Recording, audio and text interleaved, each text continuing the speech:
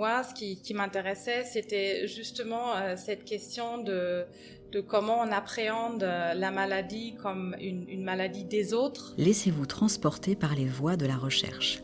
Une épopée au croisement de multiples disciplines pour mieux saisir les contours de la lutte contre l'épidémie de tuberculose. Dans cet épisode, nous faisons un pas du côté des sciences humaines avec Yannin Acker, anthropologue de la santé, pour mieux comprendre en quoi les représentations sociales d'une maladie impactent les politiques d'action et dans un même élan l'efficacité de la réponse apportée. On vous souhaite une bonne écoute. Je m'appelle Yannin Acker, je suis professeure d'anthropologie médicale et de santé globale à l'Université de Vienne. Je travaille dans un département d'anthropologie et j'enseigne des étudiants dans ma discipline. Je travaille sur les questions des médicaments en société, du corps, un peu du genre aussi, et la question de comment on peut aborder les pratiques médicales un peu autrement d'un point de vue sciences sociales, anthropologique. Donc l'anthropologie médicale, c'est vraiment la question de comment on aborde les sociétés, la maladie, le mal-être, le soin. Et dans toutes les sociétés, il y a des champs d'expertise de comment traiter les maladies, soit par la médecine, soit par d'autres pratiques. Et il y a les grandes questions de la mort, de la santé qui se posent. Et classiquement, l'anthropologie médicale essaye de comprendre comment ça se passe à différents endroits dans le monde. Donc on peut dire que l'anthropologie médicale, c'est aborder une maladie en l'occurrence par un autre prisme que le prisme biologique. Oui, tout à fait, c'est tout à fait ça. Donc il faut bien garder en tête qu'il y a jamais qu'une perspective qu'on peut avoir sur une maladie. Donc il y a évidemment l'aspect biologique, mais il y a plein d'autres aspects sociaux, politiques, d'expérience et qu'il faut prendre en compte.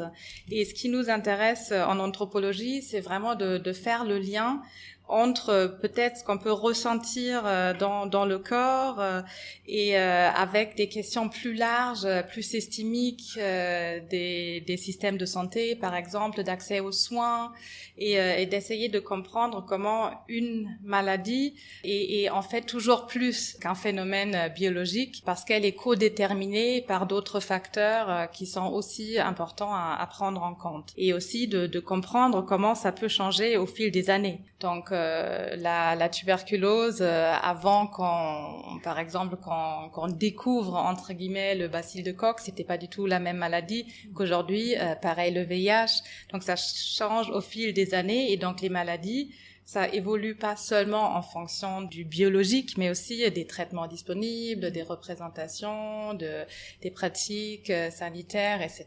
Peut-être qu'on peut du coup parler de la tuberculose en particulier. Est-ce que tu peux nous décrire en quoi elle a évolué peut-être d'un point de vue d'une anthropologue ?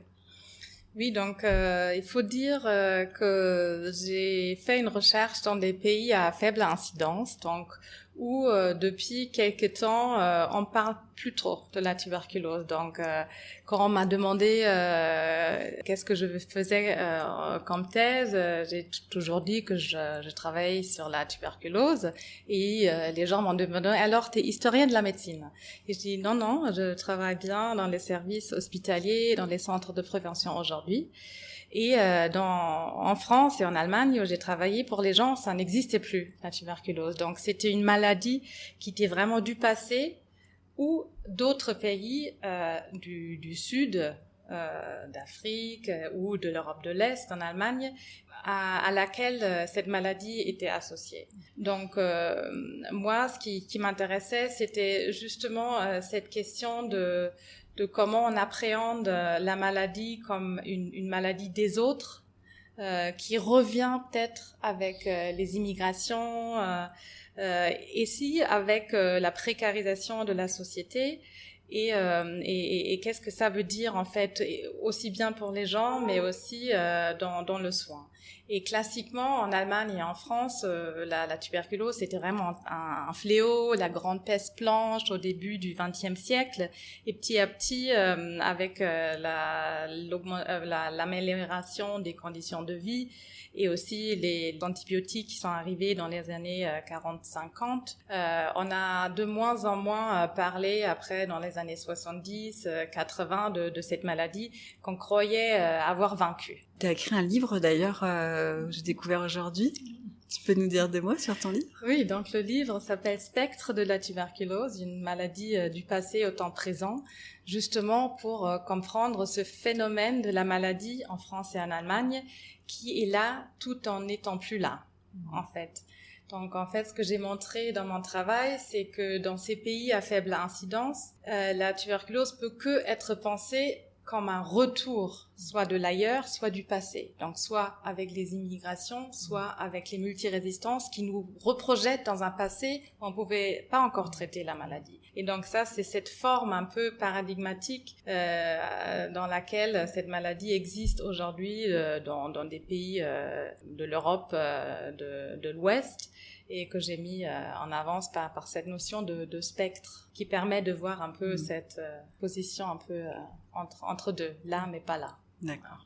En quoi stigmatiser cette maladie, en quoi ça a un impact sur la lutte, est-ce que ça la ralentit, quelle est la conséquence en fait sur la lutte contre la maladie? Pour donner un exemple tout bête, de quand on veut dépister la maladie dans des groupes à risque qui maintenant sont surtout en France des personnes immigrées d'un pays à haute incidence.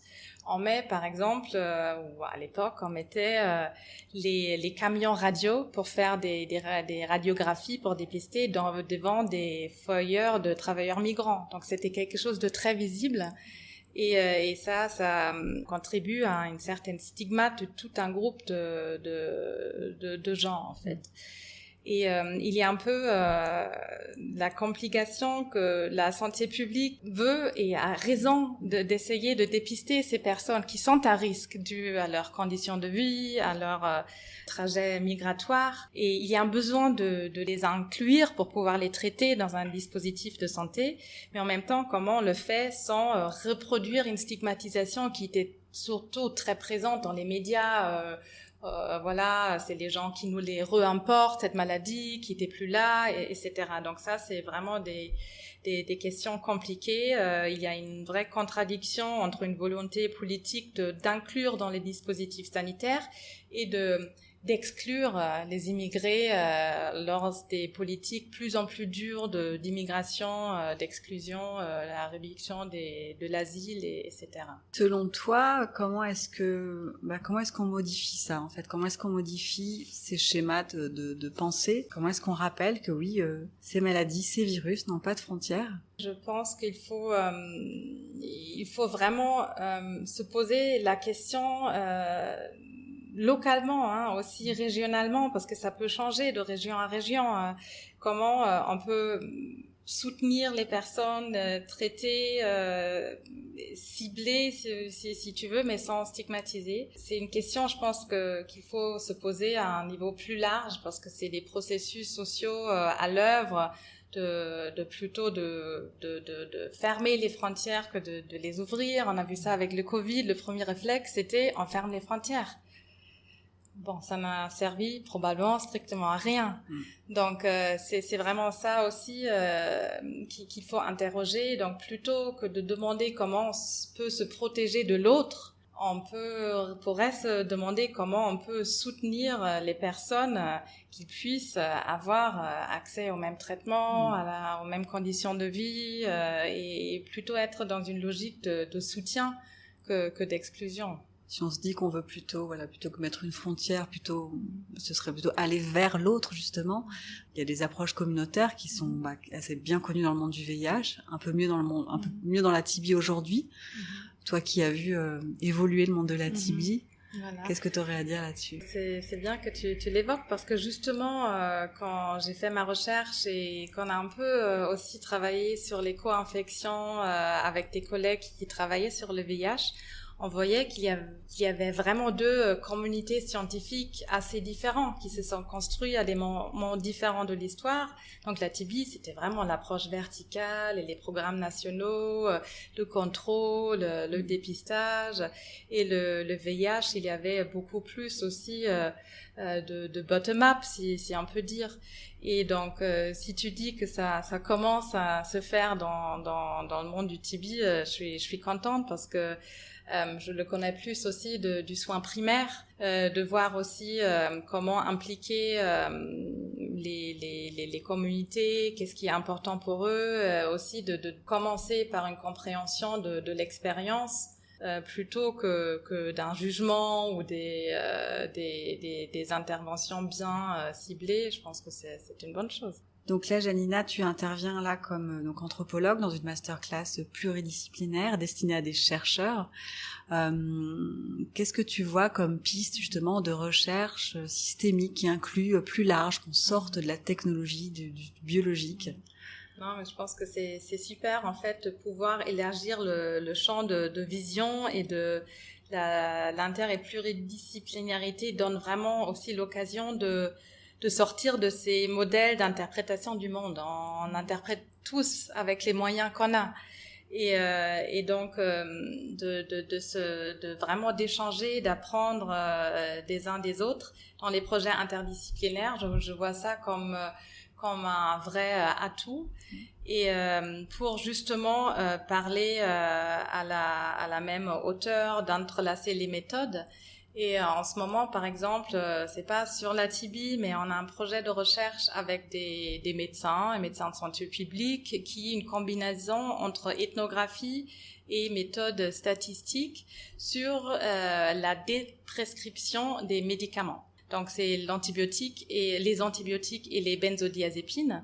Et on regarde comment on peut arriver à prescrire ou consommer différemment ces médicaments, faire différemment dans un monde où moi je travaille, c'est-à-dire dans des pays riches avec des systèmes de santé très très très forts, très chers, pour pouvoir faire un peu autrement. Donc c'est pas pour enlever des médicaments qui seraient importants, mais ce qu'on voit, c'est qu'il y en a trop. Donc il y a un problème, il y a des problèmes de santé publique derrière, comme la résistance pour les antibiotiques ou la dépendance pour les benzodiazépines.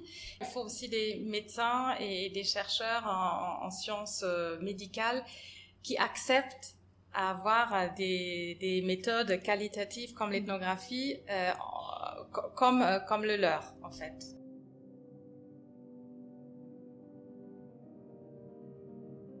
Merci d'avoir écouté ce nouvel épisode de notre série de podcasts consacrée à la recherche en tuberculose. Si cela vous a intéressé, nous vous invitons à écouter la suite des interviews pour découvrir l'étonnante variété des approches de cette épidémie. N'hésitez pas à vous abonner, partager, liker ou encore commenter. Autant de petits gestes qui participent à nourrir les échanges et à diffuser les savoirs autour d'une épidémie qui n'a malheureusement pas fini de faire parler d'elle. Ce podcast est produit par l'Initiative, facilité mise en œuvre par Expertise France, l'agence de coopération technique internationale. Encore un grand merci à l'ensemble des chercheurs qui ont donné de leur voix pour nous délivrer ces enseignements. À très vite autour de ces conversations.